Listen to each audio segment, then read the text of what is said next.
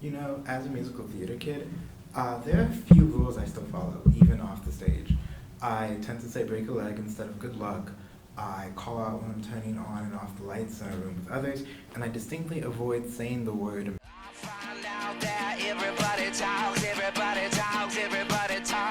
Okay, I'm over-exaggerating the rule here. Technically, you shouldn't say the name of a well-known Shakespearean play while in a theater and as part of a production. But until this video ends, I'll stick by this because it's what the theater and fine arts community does. And with that wonderful transition, let's go ahead and talk about cultural relativism. Cultural relativism is a theory that attempts to determine the morality of an action by how the culture would define it.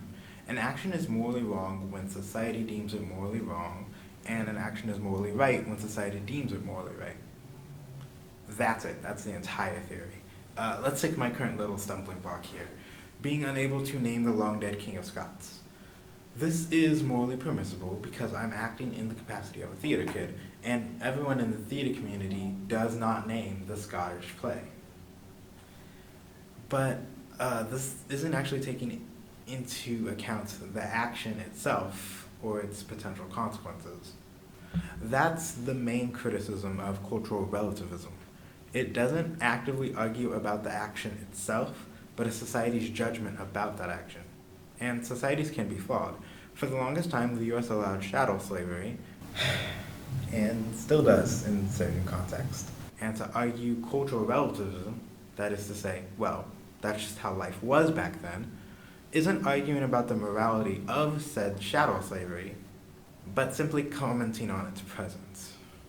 To argue that's how it is over there back then for them is the same as to argue for tradition or that we've always done this. It both actively cuts aside any potential for talking about the morality of an action and also comes with the implied premise that things that have been done for a long time are right. It also concludes with what we're doing is right is because we've been doing it for a long time. And that has the potential to squash anyone who tries to speak up in opposition to the action in question. I find that cultural relativism does a good job at stopping any knee-jerk xenophobic response I might have to hearing something different to my way of life. And that's great. It allows us to calmly approach a situation with respect and human decency. And yet, I still have to remind myself that, like with any other moral theory, it can't be the sole lens from which we analyze the morality of actions through. Otherwise, we'd go just as mad as